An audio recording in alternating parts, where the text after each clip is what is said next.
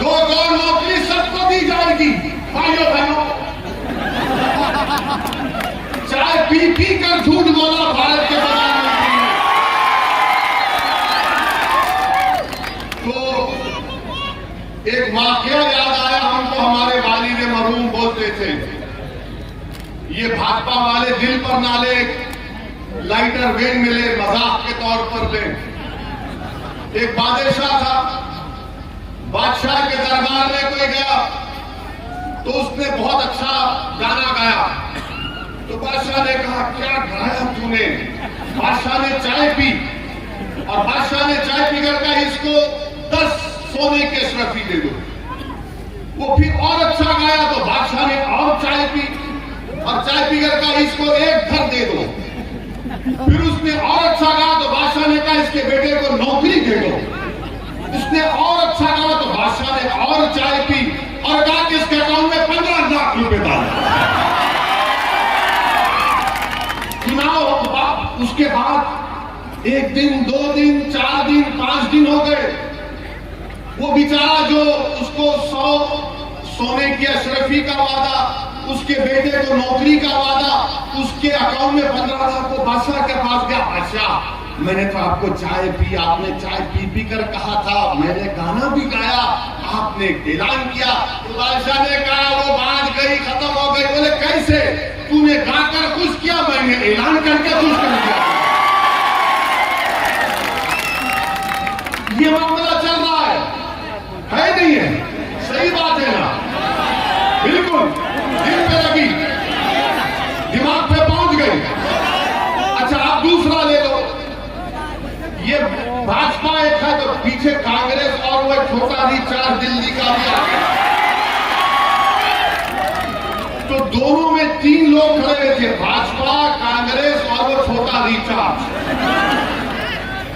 सूरत में आए और आकर एक ने कहा, ये माने दिल पे मत लो, लतीफा है, लाइटर वेन में।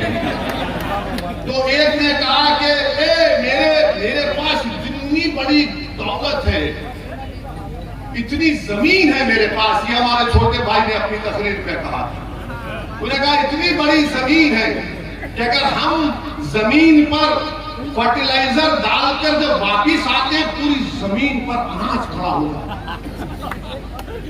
तो वो दिल्ली का छोटा रिचार्ज बोला, इतनी जमीन तेरे पास है कि फर्टिलाइजर डालते हैं और वापिस आए जब तक अनाज उग जाता? बोले, हाँ उग जाता। इसने बोला, वो तो लंबी छोड़ा, मुझे भी लंबी छोड़नी चाहिए। उसने कहा, मेरे पास क्या है तुझे मालूम? तो भाजपा ने पूछा, क्या है तेरे पास? बोले, मेरे पास इतना लंबा बंबू है कि अगर हमारा दिल नहीं चलता तो हम एक गांव के तारे को खींचकर सूरत पूर्व में लाते हैं, और जब उसका दिल नहीं भरता तो उसको भरूच में लेकर जाते हैं उस तारे को।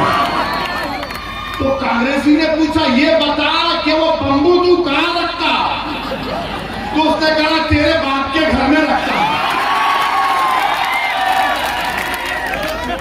अरे ये क्या है? गारंटी कार्ड दे दिए। गारंटी कार्ड से क्या होने वाला है? 2017 में कांग्रेस ने भी किया था, ऐलान किया था, लंबी लंबी लाइन थी, घर नौ घर किया था ना। कहां गई कांग्रेस? अब ये छोटा रिचार्ज आके बोल रहा है, वो अरे क्या कर रहे हैं? कब तक जनता को आप धोखा देंगे?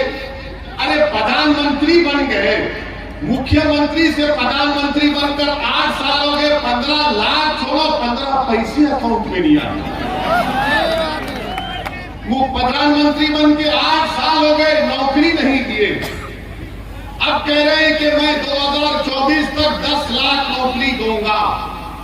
तो ये आपको समझना है कि आपके वोट के लिए आपको झूठ बोला जाता है, आपको धोखा दिया जाता है ताकि आपका वोट हासिल कर लो और उसके बाद आपको भूल जाओ। मजलिस इस तरह की बड़ी बड़ी दावे और बातें नहीं करती है। इसीलिए मैं आपसे अपील कर रहा हूं कि 1 दिसंबर के दिन आप अपने वोट को सही तरीके से इस्तेमाल करिए। वसीम कुरैशी मजलिस के उम्मीदवार हैं, उनको कामयाब करिए। अच्छा, आप जानेगा, आप देखेंगे कि हमारे यहां से जाने के बाद कल कांग्रेस और छोटा रिचार्ज के लोग और भाजपा के लोग कल मीडिया को बुला बुला कर बोलेंगे कि ओवैसी ने जो बातें की है ना, वो बहुत गंदी थी, बहुत गंदी बातें की इसने, उसको ऐसा नहीं करना चाहिए था, ये जहां कहीं भी जाता भड़काऊ भाषण देता।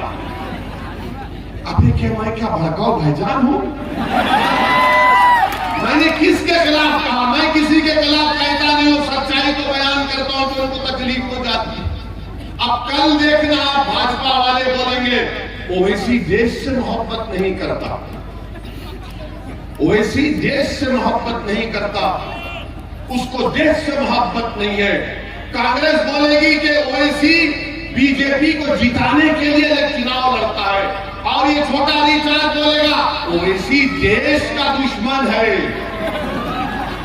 अब ये तीनों एक हो जाते हैं हमारे खिलाफ। अब आपको मैं बता रहा हूं हमसे नफरत क्यों है, क्योंकि हमने आकर जनता के दरमियान में बाबा साहिब अम्बेडकर के संविधान को सामने रखकर हमने बात को कहा। क्या कहा कि आप सिर्फ वोट डालने वाले नहीं है, आपको वोट लेना भी पड़ेगा। तो वसीम कुरैशी मजलिस का उम्मीदवार नहीं है, जितने यहां पर बैठे हैं, जहां तक मेरी आवाज अल्लाह अपने फजलो करम से पहुंचा रहा है, आप सबको जानना चाहिए कि आप वसीम कुरैशी हैं, आप मजलिस के कैंडिडेट हैं, आपको वोट लेना है। बरसों से आपने वोट दिया मगर आप वोट नहीं ले सके, और आपके दिलो दिमाग में बात डाल दी गई कि नहीं नहीं तुम वोट नहीं ले सकते, तुमको वोट देना तुम्हारा काम है।